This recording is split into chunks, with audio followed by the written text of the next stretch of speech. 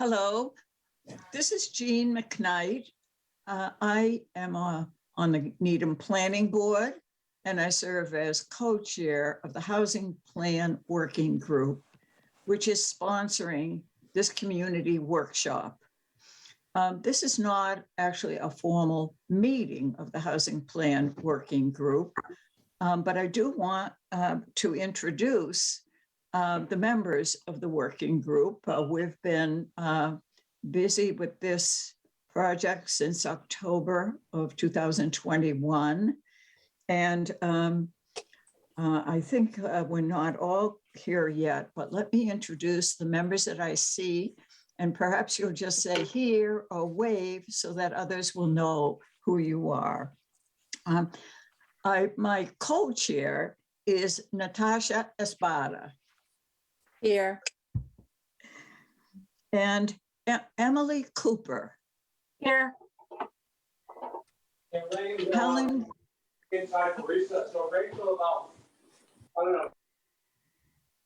Helen Gregory. Here. Dan Matthews. Here. Longtime member of our select board, of course. And I should have said, with regard to Helen Gregory, that Helen is on the Council on Aging. And a few of us are citizens at large. Emily Cooper, who I introduced, is on the Housing Plan Working Group as a citizen at large. And then also a citizen at large is Oscar Mertz. Hi. And joining us, I see Marcus Nelson, also a member of our select board and a member of this Housing Plan Working Group. And Ed Scheidler. Ed serves on our Needham Housing Authority and is a member of the Housing Plan Working Group. Now, the other member who I thought would be here joining us is Rhonda Spector. I'm here. And oh, there you are, Rhonda. Good. And Ed Cosgrove. No, I get it. I guess Ed hasn't joined us yet. So the Needham Planning Board is sponsoring the preparation of a housing plan to present current data on demographic shifts and housing conditions in order to identify priority local housing needs to guide decision-making on the town's future housing agenda. To undertake this work, the planning board appointed the housing group that I introduced. And as I said, their group is composed of representatives of various local boards and committees with a few at-large community members. And our town has not had an approved housing plan since 2007, although it's made considerable progress in producing affordable housing since then, adding 894 new state-approved multifamily units to its subsidized housing inventory, of which 238 are affordable to those with incomes at or below 80% of the area median income. So that the town has surpassed the state affordability goal of 10% under Chapter 40B. Despite reaching this threshold, the town recognizes that significant unmet housing needs remain, particularly in the context of our unprecedented housing prices. Consequently, the town is revisiting its housing agenda by obtaining updated documentation on the local housing dynamic, preparing a housing plan to strategically address identified priority housing needs. This effort now has greater urgency to enable the town to respond to the newly enacted amendments to the State Zoning Act, requiring MBTA communities to zone for more multifamily housing. And the active engagement of local leaders, housing stakeholders, and residents is a key component of this planning process. The Housing Plan Working Group held a public education and listening session on January 27th to obtain early community input into this planning effort. Our written comments were received following the listening session, and we continue and will continue to review and consider comments emailed to planning@needhamma.gov. This community housing workshop tonight is meant to offer basic information from a draft housing needs assessment and get more feedback from the community on town housing challenges, goals, and priority actions. Now, I missed a step, I must say. After I introduced the members of the Housing Plan Working Group, I'm meant to introduce our town staff working on this project. So let me do that now. Lee Newman is our planning director. Present.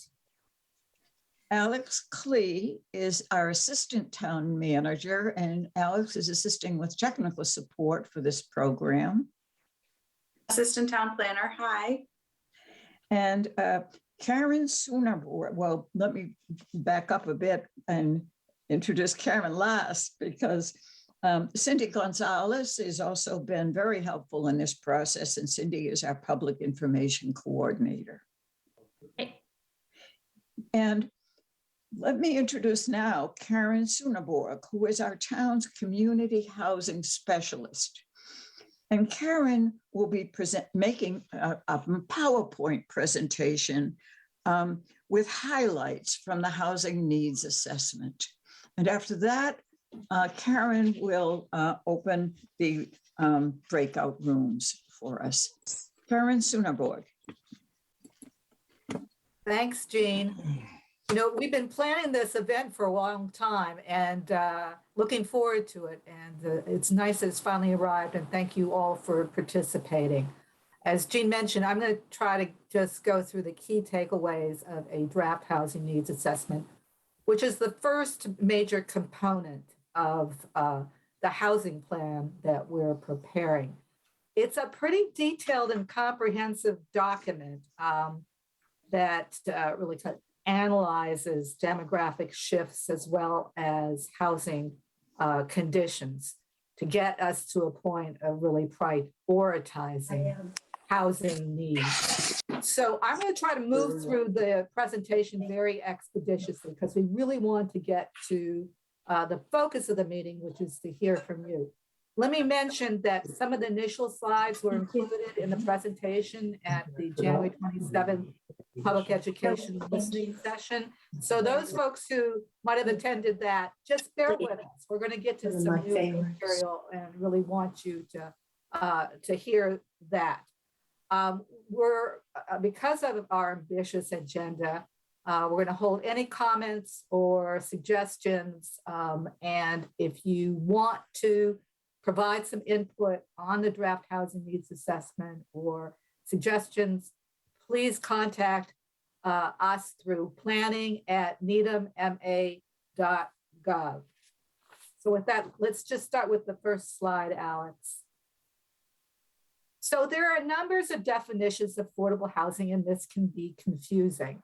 The HUD definition, which has been embraced largely by the state, is that if you're spending more than 30% of your income on housing costs, whether for rental or ownership, you're living in housing that isn't affordable to you. The definition that we hear mostly about is that which is included under Chapter 40B Comprehensive Permit Law, which means that in order for a unit to be considered affordable by the state as part of what's called a subsidized housing inventory that that inventory of units that counts towards that 10% affordability threshold under 40B, it has to meet a number of requirements. First, it has to be available to households earning at or below 80% of area median income. And we're talking about the whole Boston area, can actually include some towns in New Hampshire, goes west to Framingham, even goes down to a couple of coastal communities. So it's a broad area. An example would be for a household of 3, the 80% level is $90,950. The unit has to be subsidized either directly by some public funding, or it has to be approved through a subsidizing state agency, which is required to give, in the case of a comprehensive permit application, for example, the developer has to get the go-ahead from a subsidizing agency before he or she can apply to the local zoning board of appeals for a comprehensive permit. The units have to be, very importantly, deed restricted. And we're talking about maintaining affordability requirements to the greatest extent possible in perpetuity. They also have to be affirmatively marketed, that they're, and the state's pretty prescriptive on this, that there has to be a real effort to notify people who live outside the community of the affordable housing opportunity and have the ability to apply. There are some other definitions, phrases that we hear about that relate to affordable housing. One is community housing. And this generally refers to units with, that are targeted those with incomes up to 100% of area median income that are eligible for funding under the Community Preservation Act, CPA. Workforce housing is also something that we hear about, and generally is oriented to units that are for people who work in the community, but are don't necessarily qualify for at the 80% level, but it's still shut out of the private housing market. And the percentages vary. Some towns are 110, sometimes 120. There are actually several units in Needham that are up to 150% AMI. And then there's a market affordable housing, which is kind of includes moderately priced non-SHI units that still serve a pressing local need, but are available on the local housing market. And next slide.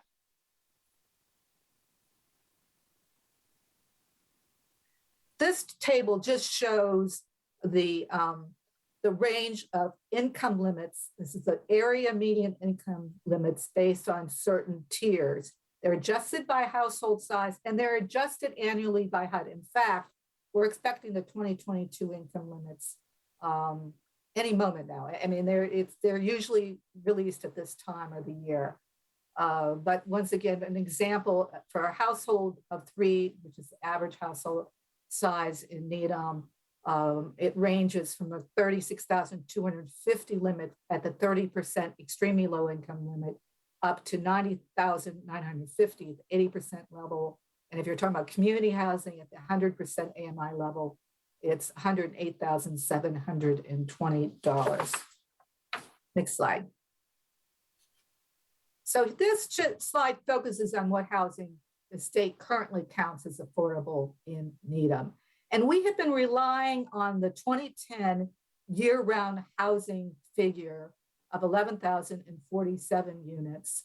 And based on that figure, the 1,410 units that are included in the SHI represent 12.7% of the housing stock. So thus, the town has surpassed the 10% affordability goal under Chapter 40B and is no longer susceptible to zoning overrides through comprehensive permit applications. Now, the developer and the town have to agree on terms and conditions if a comprehensive permit is going to be used. And the comprehensive permit process can be a very good permitting tool. And that's 12.7% shows real progress from example 3.94% in 2006, and 7.6% in 2015. I should mention that the housing needs assessment, there are some 2020 census figures that had been released that were included in the draft housing needs assessment. They were released for congressional redistricting purposes. And we'll go through some slides that have those figures. We needed to rely on the 2019 census estimates. However, the 2020 census estimates finally arrived, and we just received them, and we'll be updating the needs assessment with those figures in the coming weeks. So we estimated that the census would bring the percentage of affordable units down to 12%. It turned out that this year's figures, they cited as 0 seasonal or occasional units that would typically be subtracted from the total housing figure to get the year-round figure, the denominator for the SHI. So we're using the total 2020 housing unit count of 11,891 units, which would then bring the percentage of affordability down to 11.9%, still a good cushion for above that 10% level.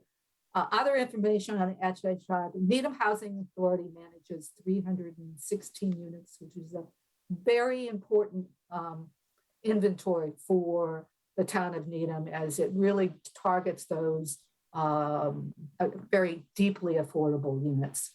SHI includes 17 ownership units, or 1.2% of all the SHI units.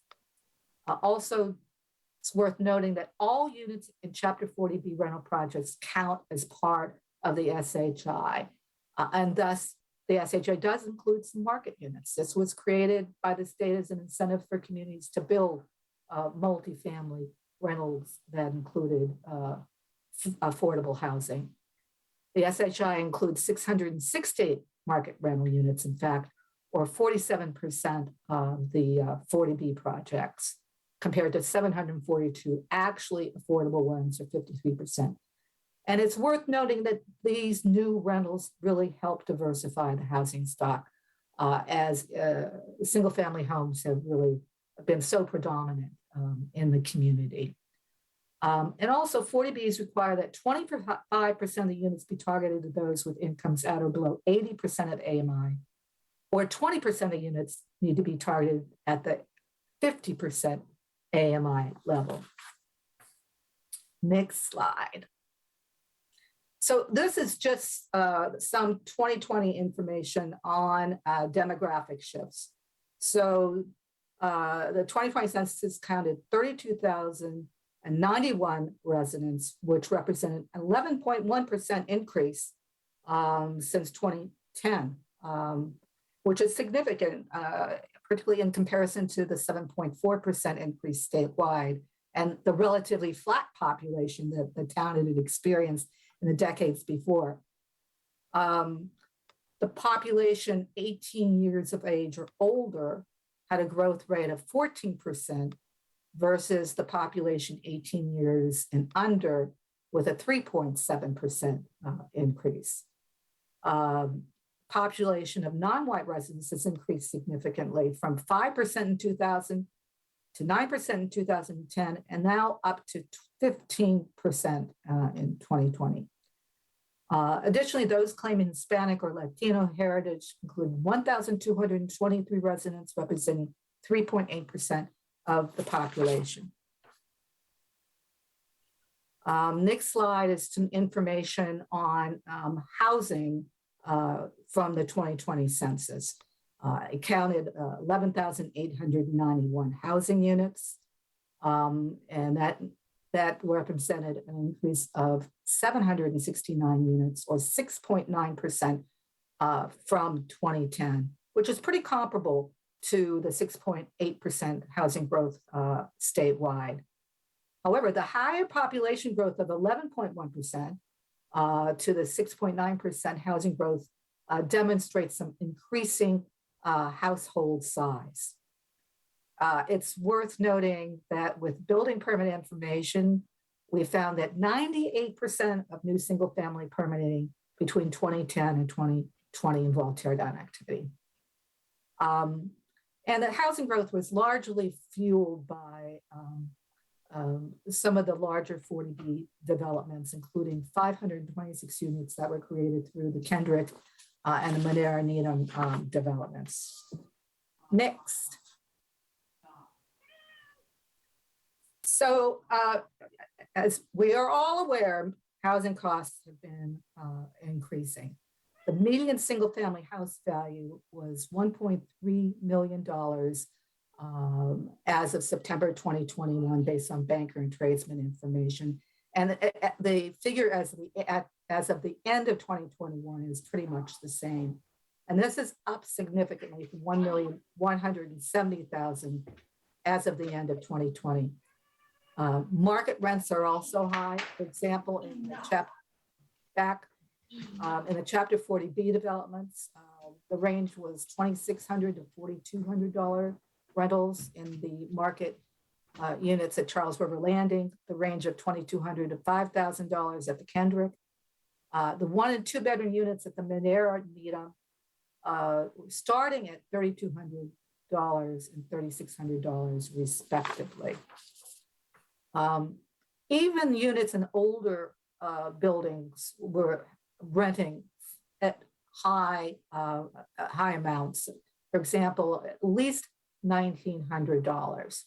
And that $1,900 rent would require an income of approximately $84,000 if you are assuming that the tenant's not paying any more than 30% of their income on rent, and then some inclusion of utility costs.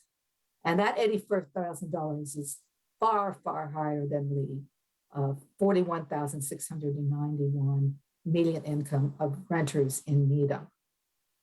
And 24% of all households were experiencing cost burdens as they were spending more than 30% of income on housing costs. And of those, 11% had severe cost burdens. They were spending more than half their income on housing. And those cost burdens increased to 60% with cost burdens and 38% with severe cost burdens for those who with incomes at or below 80% of area median income. Next slide. So with rising costs, it's not surprising that there are widening affordability gaps. We're looking at an affordability gap of $534,000 based on the difference between the median price single family home of $1.3 million and what a median income earning Needham household earning at $165,547 could afford, or $766,000. And this is up significantly from $211,500 based on our calculations in 2014. At the 80% AMI limit, this is once again for a household of 3, the gap increases to $928,500. Once again, the difference between $1.3 million and in this case, what a household earning at that limit could afford of $371,500 based on a number of assumptions. And this is up from $556,500 in 2014. Next slide. So this chart just shows the changes in median house prices for Needham as well as neighboring communities, with the first orange column being the median single family home price in 2005, which was kind of the highest point in the market for most communities before the recession. The next one, the rust color in the middle, involves the median house price in 2010, when we were still kind of in the recession.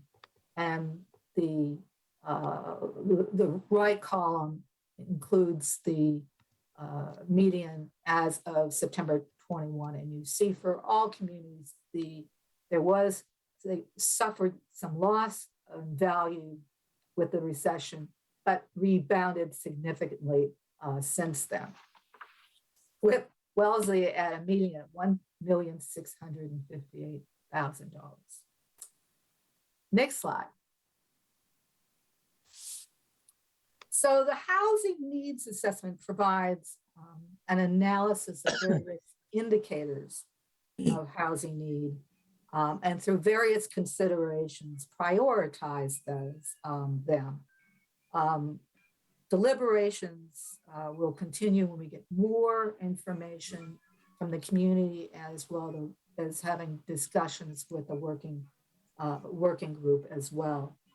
But this involves kind of considerations for rental housing being a significant priority, as it targets the needs of the most financially vulnerable residents, promotes greater housing diversity, as 84% of Needham's housing stock is owner occupied, 82% in single family detached homes. Rentals also leverage local investment, as almost all state and federal subsidies are oriented to rental development, family rentals in particular. Can we respond to kind of denser and scale development with new state guidelines for MBTA communities oriented towards multifamily housing, provide opportunities for mixed income housing, including financing for lower income tiers through a number of state subsidy programs, provide support for greater numbers of residents over time as rentals turn over more frequently, enhance the ability to qualify households for housing subsidies given state asset limit requirements. And all units in affordable development qualify for inclusion on the SHI. And an interest in maintaining town's position above 10% level. Next slide. So this slide looks at indicators of need that suggest that rental housing is the greatest local housing priority. About 27% of renters had incomes of less than $25,000. Renter households with incomes at or below 80% AMI have increased. The median income earning renter at $41,691 could afford a rent of about $870, which is incredibly challenging to find in Needham currently. 41% of renter households had cost burdens, 25% with severe cost burdens. 60% of renters with incomes at or below 80% AMI had cost burdens, 38% with severe cost burdens.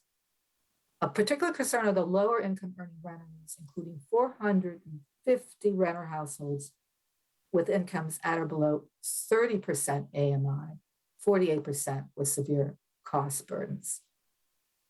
Of the 580 renter households with incomes between 31% and 80% AMI, 31% had severe cost burdens.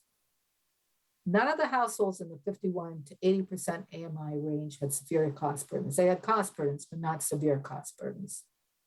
High rents and upfront cash requirements are required, and low vacancy rate of 1.3%, which suggests extremely tight market conditions.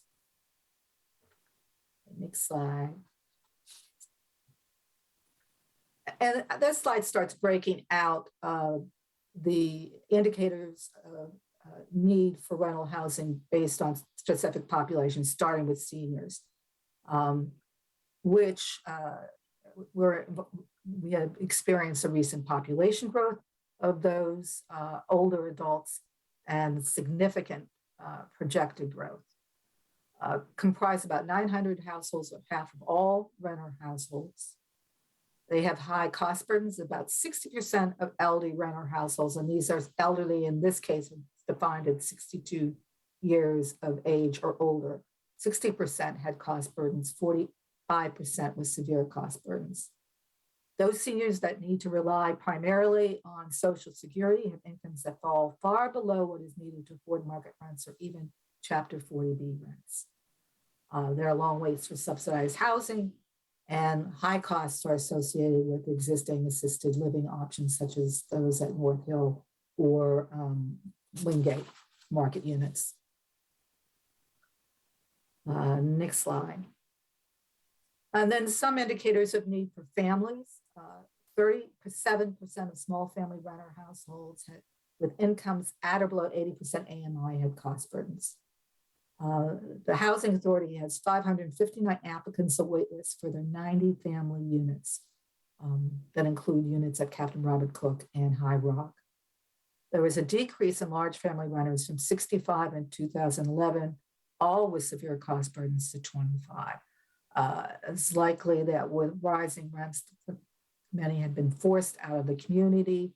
The teardown activity and conversion to owner occupancy has probably also kind of put large family renters in a position of struggling to remain in the community. In regard to single non-elderly individuals, 63% or 235 such households had incomes at or below 80% AMI. 81% of these households had cost burdens, 55% with severe cost burdens.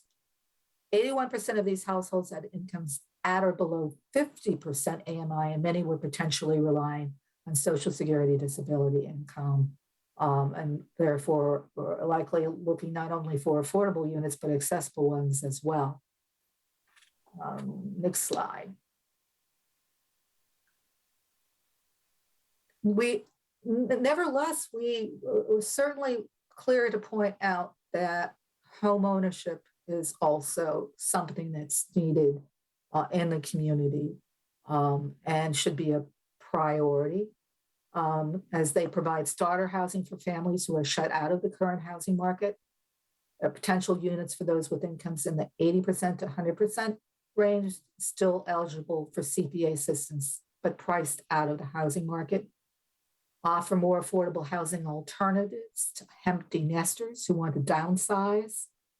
And home modifications and elevator access in multifamily dwellings are important for this population. They lend greater stability to neighborhoods as owners are perceived as more rooted with less turnover. Enable children who are raised in the community to return and raise their own families in Needham. Provide a preferred housing option for municipal employees and other local workers. Offer some limited buildup of equity, but just for some consideration, the development must rely on internal subsidies where the market units cross-subsidize the affordable ones and or CPA to fill the affordability gaps. Next slide. Just offering some indicators of need for home ownership options. For example, there are only 17 units or 1% of the town's SHI that involve home ownership. There are only 8 single-family homes and 147 condominium units that were estimated to potentially be affordable to the 1,060 households with incomes at or below 80% AMI. And that was relying on assessors data that probably actually underestimates values and situations. Probably there are fewer units than were included here that are actually affordable. High affordability gaps, as we have mentioned, of the 1,060 owners with incomes at or below 80% AMI, 2/3 had cost burdens and 46% had severe cost burdens. So the populations with incomes under 80% AMI, there are real cost burdens under both rental and ownership. And the need to maintain some population diversity by attracting young families. Once again, also extremely low vacancy rate, only 1%, which is, only by, well, once again, representing extremely tight market conditions. Next slide. Getting down to the finish line here, close to we also identified the need for units that serve special needs populations and provide services for handicap accessibility. The combinations for these populations are also based on indicators of need, including almost 2,000 residents claimed a disability, including 40%, 6% of those 65 years of age or older.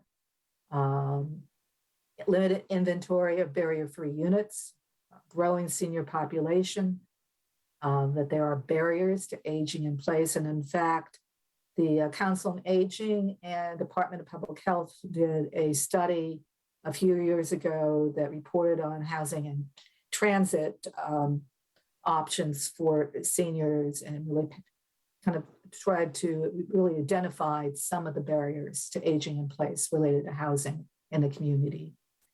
Market rate assisted living units are expensive. SHI includes 118 units in group facilities. However, that is insufficient to meet the need, given the numbers of those with disability. And there are very limited housing options available for disabled young adults who grew up in Needham and are kind of growing out of their schooling. We heard this from a couple of people who participated in the listening session that we had in January. Next slide. So we are going to be breaking into small groups, and we're going to be hearing from all of you about responses to a range of questions concerning Needham housing goals and priorities. Each group has an assigned facilitator from the Housing Plan Working Group, and we'll also need to identify a recorder to keep track of comments, and particularly the priority actions at the end that will be presented to the full group when we reassemble after the breakout sessions.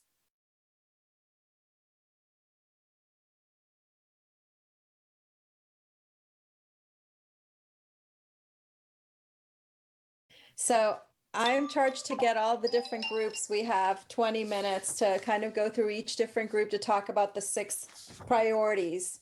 And so because I don't know who the group moderator, I mean, not the moderator, the recorder is, I'm going to go with Rhonda, who recorded ours. And then I'll see everybody raise your hand if you're the recorder, and we'll go one by one.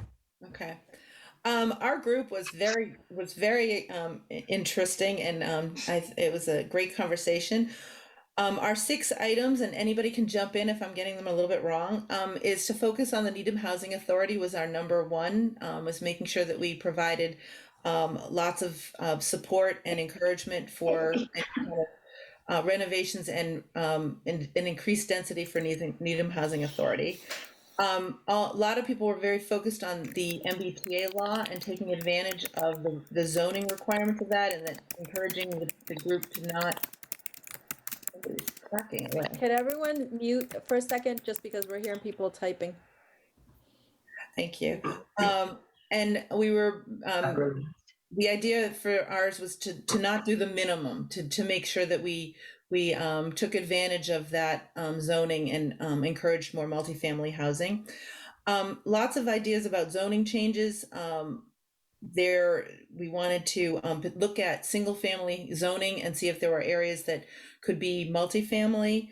And also there was a great concern for relief for group homes for people who are aging out and wanted to live independently of their parents with disabilities. So maybe I guess one of the focuses was that one of the issues is that there are adults that are unrelated. There's a maximum number of kids that can live together, or people that can live together in a house. So that to somehow come up with some relief for that, so that there could be homes that would have some assistance and group living. wanted to focus on some senior housing and some maybe keeping seniors in homes with some tax relief, and also coming up with some senior living that was maybe some smaller units that people could afford. I think that's what that one was, Natasha. I'm not sure that I got that one quite right. Reducing knockdowns. Some ideas were moratoriums or transfer fees, and that would also the fees would be able to be used for additional subsidized housing. And the last one was to encourage additional tax credit projects that would provide fully affordable housing in the town. So that's what our group came Perfect, up with. Rhonda. And so let's go to the second group. I see Artie Crocker has his hand up, so I assume he's the recorder. Yes. You're muted, Artie. Yep. Okay, got it. Sorry about that. Okay. So yeah, what we have is, yeah, without question, the items we have is the Needham Housing Authority essentially capital plan renovation, additional units. That was one of our top 6. We are talking about the increased density in multifamily zones near the train stations. Obviously, that's something related to the MBTA proposal or plans that are coming down the line. We are talking about the downtown zoning to, in this case, I phrase it downtown at basically vertical housing. We've zoned for that possibility, but it's not happening at this moment. So what can we focus on there to get that vertical housing? There was some mention about taking up green space. And so if we go vertical, we're not taking away more green space. So that there was a little comment about that. ADUs were certainly mentioned. We had talked about trying to find a way to preserve some single family residences. Basically, that boils down to what can we do to reduce tear downs? And there was a comment towards the end. It's basically, it falls under wealth building, increased home ownership, so families can build wealth over time versus just always renting.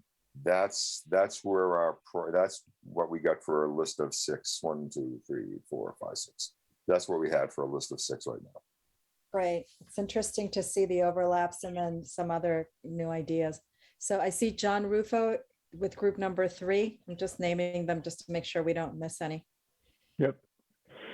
Okay, so we had a lot of those same things, especially around zoning and around the idea of taking advantage of the MBTA communities piece. What we tended to prioritize was the zoning, but we coupled that with education. We talked about education a lot and the idea of allowing, or it's almost a kind of not a marketing campaign, but a public information campaign to make sure that people understand what scenarios look like when these potential higher density things happen, and also just educating people about what's in it for them. So without repeating the things that other people have already said so far in their reporting, we talked a lot about education, and then along with that, setting clear goals over a 10-year period that can be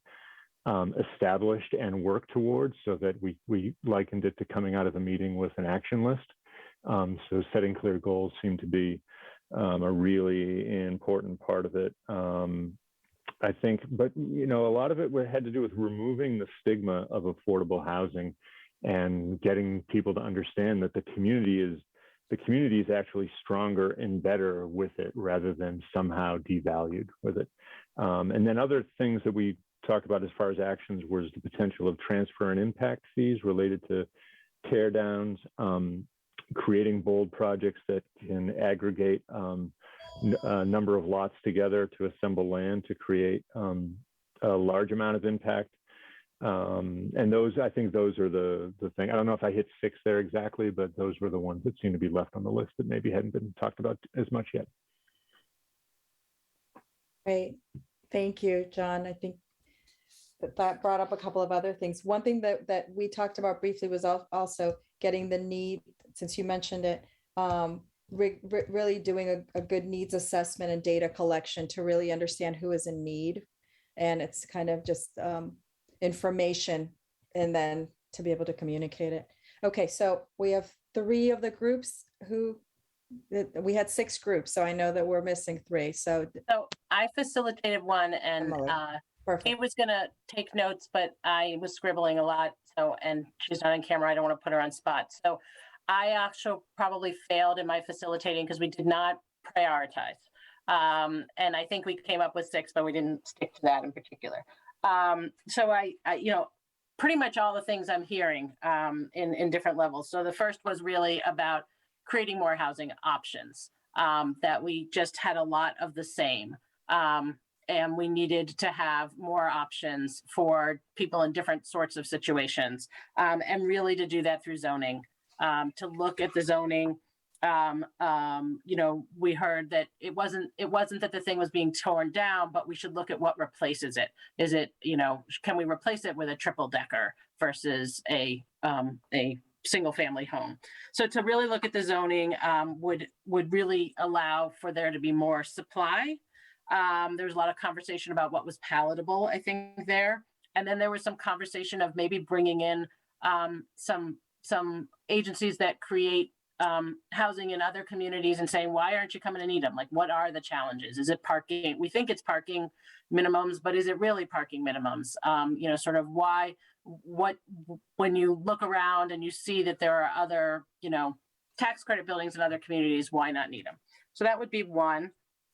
2, like other places, we see the MBTA and the transit-oriented development as really an opportunity to move to move the community and to make it a little bit more palatable, because it's something we're choosing to do, but it's really not so much local decision making. It's really like, hey, this is an opportunity. We're going to take advantage of it, and it will move us in a certain direction.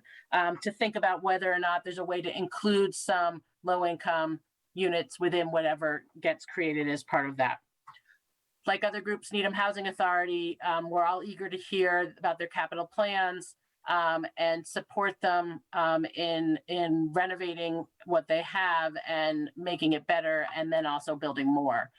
So we want to keep that train moving. 4, I think there was a question about town-owned land, regardless of which arm of the town owns it. And having a really comprehensive inventory of that, and thinking through revisiting what the barriers might be to using those lands for other purposes. So there was some conversation about, well, there might be use restrictions or deed restrictions or things that you need to do with the state. Are those, insurmountable barriers, or can we look at those plots of land and see if we can incentivize some housing development there? ADUs, there was a conversation about broadening the ADUs to allow for some other groups for long-term rentals. And then I think lastly, but not because it was, and then we did talk about, it's interesting to hear about the group homes. We did talk about people with disabilities who've been raised here, who want to go out on their own, but it's very hard to find a rental apartment for them to live in the community that they grew up in. The last thing, not because it's last at all, but because it kind of goes across everything, which is to build all of this sustainable. That we don't want to be having this conversation again in 20 years because the next version of Needham Housing Authority is falling apart. Well, maybe it's not 20 years, maybe it's more like 60, but regardless.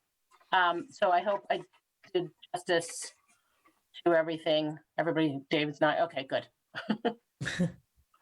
Good, that's great. And I was the facilitator of group 4.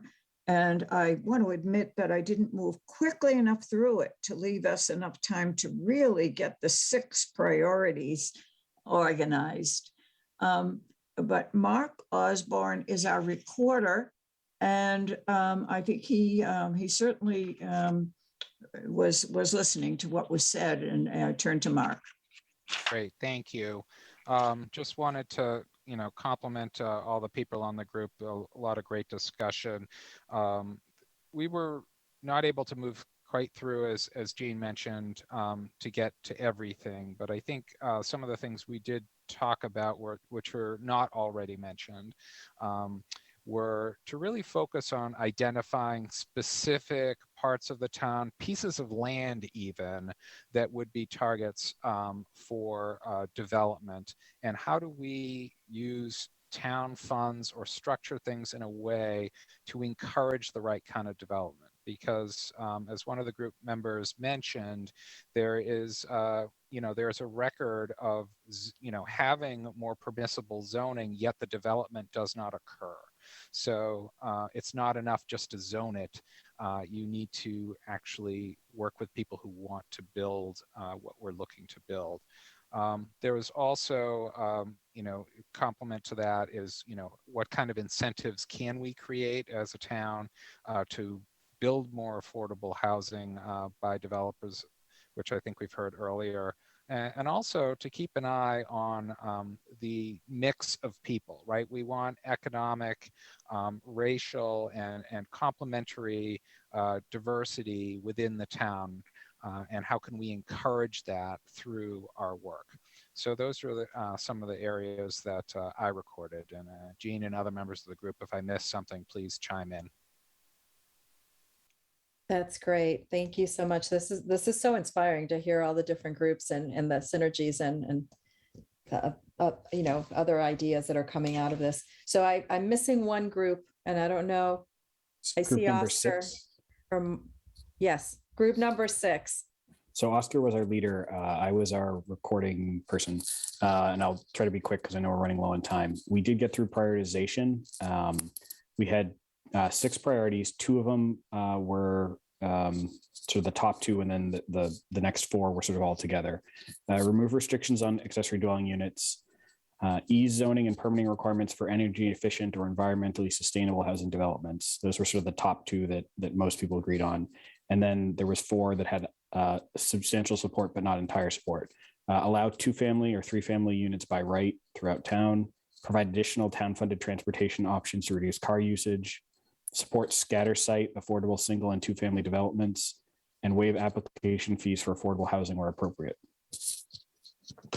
Wow, you got straight to the point to end this well. So I think that's great. Thank you so much. And I think now, Lee, you're going to kind of tell us about next steps. And one of the questions that Nadine asked within our group was, how are we, and you were there when she asked it, is how are we going to use this information? So just to kind of give an overview of next steps and how we're going to use this and and when are we meeting again as a large group? So the next task of following our workshop tonight, I think, is to get the full group's input and preference on the strategies that were presented tonight by the individual breakout groups. Had we been meeting live, we would have asked all of you to vote on the strategies presented so that we could kind of discern where the commonality was in terms of supported goals. But since we're not meeting live and we can't really facilitate that well, we're going to ask you to participate in a poll where we're going to summarize the strategies that were identified tonight and ask you to vote your priority assignment to them. To help us facilitate that, we'd like to have the recorders from each of the breakout groups email us the strategies that you identified from your notes. This doesn't, we don't want to make this a complicated project for you. Just take a picture of the sheets that you filled out and have you email them to us at planning@needhamma.gov within the next couple of days. And our plan then is to put together a list that we're going to ask you to vote on so we can better understand what the common priorities are that are coming out of this particular workshop.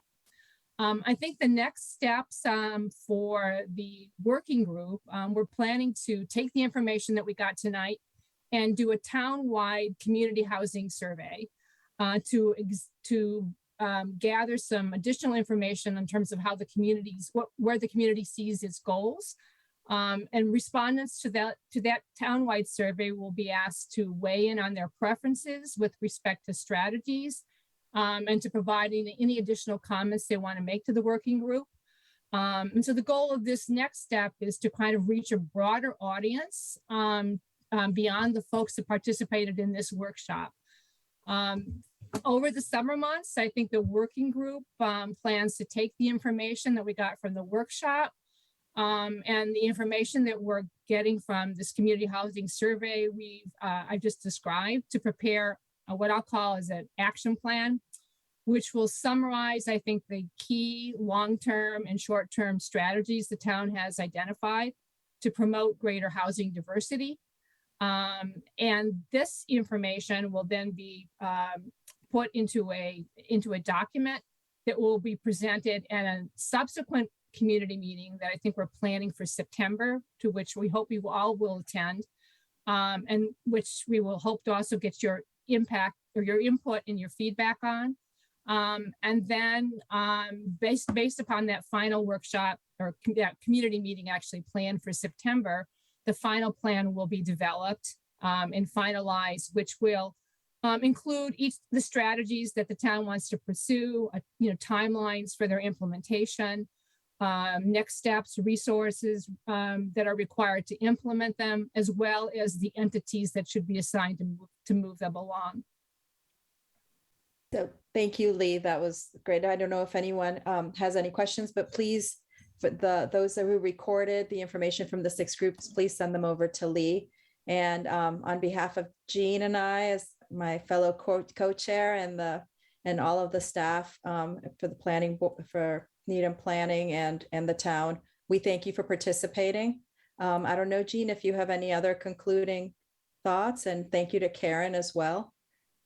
I wonder if each of the recorders might somehow be connected with the facilitator for that particular group in sending over the notes.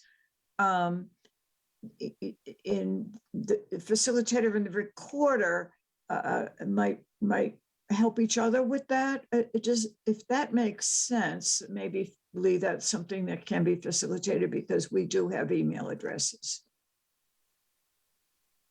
Great suggestion. Great suggestion.